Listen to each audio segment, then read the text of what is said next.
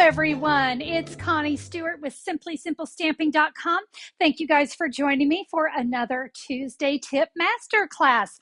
So during the month of November 2021, we've been tackling stocking stuffers. Yep, we're always looking for some fun and unique ideas to give Santa a little helping hand.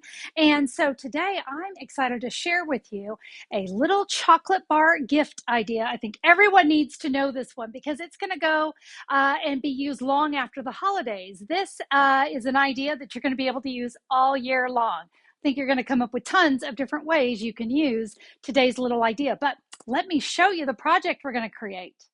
I shared this idea on Simply Simple Stamping many years ago. And if you're not familiar with these little chocolate bar gift ideas, there's a little magic hidden inside. I can't wait to show you how these kind of come to life. That's right. There's magic inside. And these are going to be a ton of fun to give and a lot of fun to make. So let's get started creating our chocolate bar gift idea. I'm so excited to show you the magic that comes along with these candy bar sliders. Look what happens when the recipient pulls the string and pulls that ribbon. Their candy bar just kind of magically appears. These are so fun. They're always well received.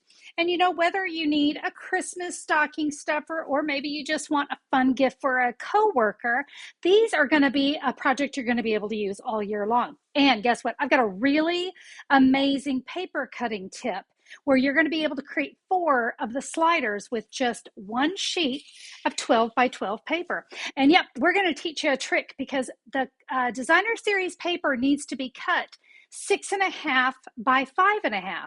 Well, you know what happens if we cut designer series paper that's 12 by 12 into, we get 6 by 6s.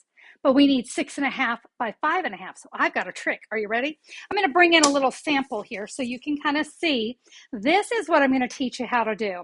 So this is my little faux 12 by 12, and I just wanted to kind of break it up so that you can see. We're going to cut so that we have this little square here in the middle, and that's going to give me 4 equal pieces, 6.5 by 5.5. Are you ready to learn how? All right, I've got my paper trimmer here, and you're going to want to slide the arm out for this one because we're going to need the 6.5 inch measurement right there. So we're going to start with that 6.5. So I'm going to slide my designer series paper to the 6.5 inch mark. Now, before I start cutting, here on the arm, I want to find my 5.5 inch mark. It is right here. And so I'm going to bring my cutting blade down. And by the way, on the cutting blade, there's a little tick mark.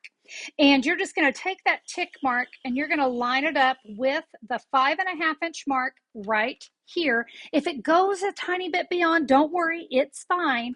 Because, and let me go ahead and bring that sample back in, there's a hole in the middle. So if it goes a little bit beyond, you've got some playroom. All right, so I hope you can see we have a 6.5 inch area there and a 5.5 inch area here. So I'm actually going to flip this over. There's my 6.5. So we want to cut this down to 5.5. So I'm going to bring it back in and I'm going to put it at my 5.5 inch mark. And guess what? That little spot where I ended is right there in the track. So we're going to do this again. We're going to slide that down until my tick mark hits that line that I've cut. And look at that. I now have a 6.5 by 5.5 inch piece. Now let's move down. This area here is now 6.5 inches, right? So I'm going to rotate it around. And now it's going to be a 6.5 by 5.5. I hope that you guys are following that because as long as you just check your measurements, 6.5 by 5.5, there we go, 2 equal pieces for that slider. Now I want you to notice what's left. There's the beginning of that little notch.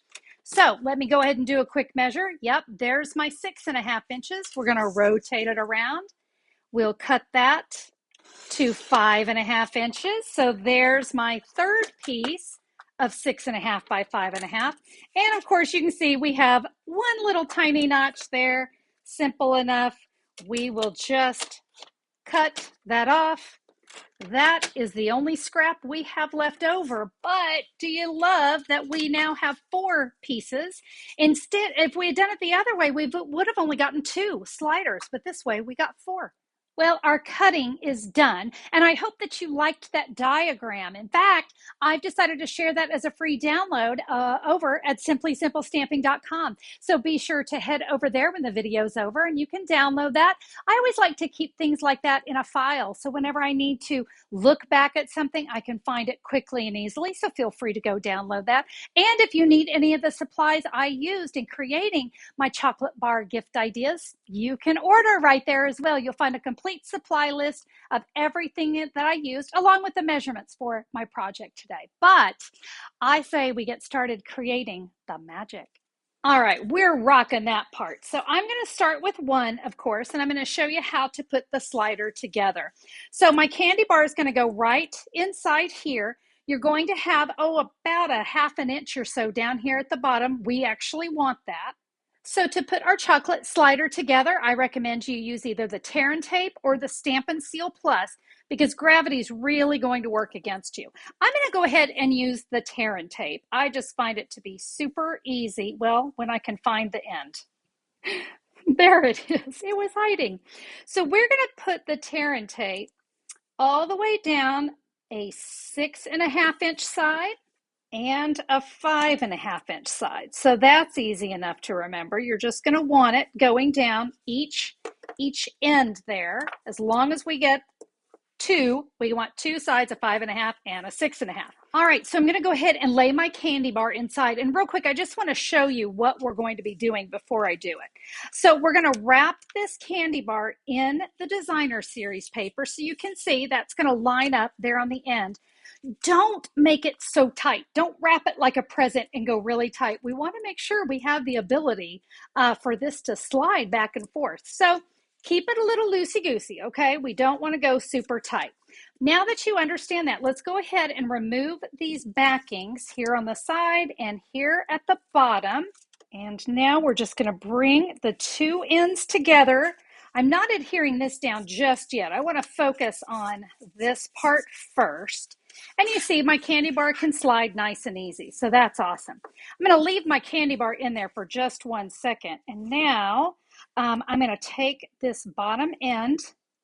We're going to just gently bring the ends together. Now you can leave the bottom of this just like that, okay? Because it does look fine, but I kind of wanted it to have a little crimped look. So here's what I'm going to do. I'm actually going to bring in my Simply Scored board, and I'm going to add some, what I'm going to call my faux crimping. If you don't have the Simply Scored board, you could put this in your paper trimmer, but you just want to be very careful that you don't squish the package. So if you do that, just be really careful. I'm putting it here on this end because I think it's a little bit easier. And I'm just going to give it 3 score lines, okay? And you're just going to go down. It looks like in this case here, we've got a 6 1/8, a 6 1/2, and a 6 3/8. Give those some really good hard creases. And I hope that you can see it. Can you see how we have those little, it looks like I did a little crimping right there. It's an extra tip. You can leave it flat though. Remember, totally optional. All right, so to create that ribbon magic, we need a notch right up here at the top of our slider. I'm going to use my Label Me Fancy punch. I'm turning it over for a reason. I want you to be able to see there's a little notch right here.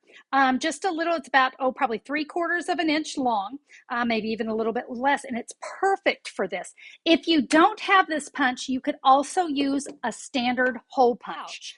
I'm going to bring in my grid paper because it's got a great ruler on it, and that's exactly what I need. So the width of my little pocket, my little slider here, is 2½ inches. I need to put a tick mark at the halfway point. So I'm going to lay that right there on my grid paper. And of course, the halfway point would be 1 1/4 inch. So there's 1 1/4 inch. And I'm going to kind of eyeball about where I want that to go. So I've kind of marked, that's my halfway point, my center point, if you will. So I'm going to bring in my punch. When you kind of go to put this in there, I don't want you to crimp this really tight, okay? We want to be as gentle as we can. I'm going to slide this in, and I'm going to slide it down. Ooh, can you see? There's my little tick mark. So I'm going to be punching it away. So even though I made that mark, it's not even going to show. Now we are punching through 2 layers of designer series paper, but I got to show you. It's actually 3 and right here because we have a little bit right there too. So you're going to need a little bit of power behind you when you go to do this. So when I go to punch, you may see my camera shake. Oh, yep, I told you, you have to have just a little bit of power behind you. But do you see, look at that fabulous little slider, that little notch that it creates. Now, as I said, you could also do that with a standard office supply. You would just punch right through. So whichever one you have. And now it's magic time. Okay, so we're going to take that ribbon and I'm going to slide it through both of those slots that we made. All right. So you can see my ribbon's kind of, just hanging there. That's good. Let's take our candy bar, decide which end you want to be at top. I'm going to go this way because of the direction of my sentiment, which you'll see here in a minute. I'm just going to tuck this under just to kind of make it a little bit easier. We're going to slide that candy bar into the holder. Don't let your ribbon get away from you, but you can just pull it. It's easy. So we're going to slide that candy bar all the way down into the holder. See how it's totally hidden, so they have no idea what's inside. And now we will take our ribbons here, our little tails, and we're going to tie them in a knot. And I want that knot to be up here at the top of the slider itself. Now, I did give you plenty of extra ribbon because tying this in a knot is tricky. But I have to tell you a little secret. I thought, oh, I have this extra ribbon. Why not tie it in a bow? That would be pretty. Don't do that. And let me tell you why. You know what people want to do when they see a bow? They want to untie it. And then the magic's gone. So don't do that. You're going to want to tie this right there in a knot up at the top. Now I am going to trim that away. We don't want quite so much hanging off, but we wanted to be able to have plenty to work with as we tied it. All right, I've got my slider done. Let me show you. Isn't it great? It's so much fun. It's just kind of like people see that. It's pretty obvious you're to pull here, and they go and they pull and they go, oh my gosh, it's magic. But we need to decorate this. So I'm going to just say thanks. I thought this would make a great little maybe thank you gift for a coworker. And I'm telling you, this little topper is just going to be perfect. I have a piece of basic white, 1.5 by 3, and then some magenta madness that is 1 3/4 by 3 1/4. And we're just going to layer that right on top. I also have some matching ribbon, some of that black gingham ribbon, and I just made myself a little bow. Now, since my designer series paper was from the Expressions in Ink, I'm going to go ahead and use the matching stamp set, artistically inked. Fantastic stamp set with this great built-in watercolor. I'm not always good at watercolor, so I love using this stamp set. All right, let me bring my grid paper back in and a pale papaya ink pad. So we're going to take this wonderful watercolor splotchy image. I love splotchy. And we're just going to stamp that right there. Gives us a really great watercolor look. Now I'll bring in my Memento Black. Again, we want to bring in the black from that ribbon, and we're going to say thanks. And we'll just stamp that right there in the middle. I've added some Stampin' Dimensionals here on the back. Again, just to kind of give this wonderful little package just a little more pop. And we'll center that up. And now we have a great focal image. Let me add that bow there at the end. I'm going to add my thanks here. And you know what? I'll just do that with some of my Stampin' Seal. That's plenty strong. I know we were using the tear and tape, so you could use that as well. But the tear and tape I do kind of save for my projects like this, where gravity is really working against me. I kind of save it for that. All right, now we can add our little bow. I always add my bows with those fabulous mini glue dots because it makes them go on so perfectly. And we'll just add that right there. What a cute thank you gift. Let me show you some of the others. So I thought that would make a great coworker gift. This one would be too. This is the In Good Taste Designer Series paper. And I said, today is a chocolate kind of day. And look what I did here. I added a piece of cardstock on top and I said, and I'm pretty sure tomorrow will be too. and then I can just sign my name. And let me just show you, since this one's here, watch this. I can easily take that candy bar out so that I can write what I need to on it. And when it needs to go back in, I can just slide that candy bar right back into place, get my ribbon around the top of it, and boom, I'm back in business. So yeah, this is one of those projects that you could easily have a little hidden message on top of your candy bar as well. Here are just a couple fun Christmas ideas, because stocking stuffers are always fun, and just little gifts for maybe the little kids that might be coming to your house over the holidays. Fun to give them a little something. So a couple options, and I wanted to tell you a little bit about this one. So you notice no designer series paper. I used cardstock on this one, mint macaron cardstock, and I used an embossing folder. So this is the Parisian Flourish embossing folder. And I thought, oh, it's going to be so pretty. And you know what? I'm going to have to give you a warning. Trying to punch through 3 layers of cardstock to get that little punch from my fancy, or my Label Me Fancy punch. Whoo, boy, you had to have some serious power behind you.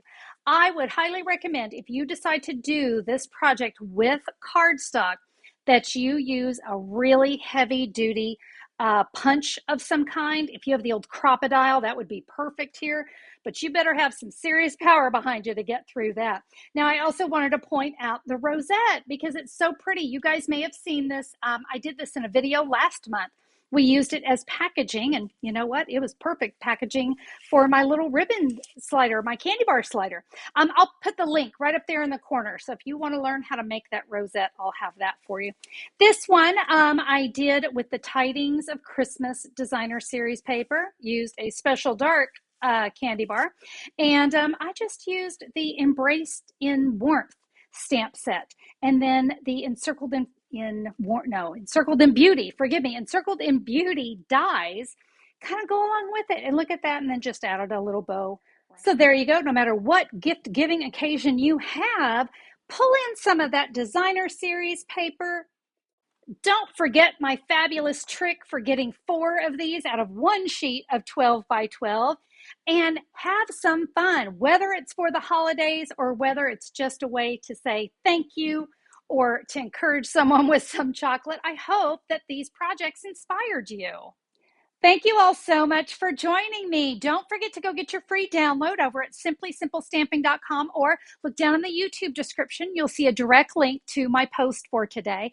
If you liked the video today, would you give me a thumbs up on YouTube? I always appreciate that.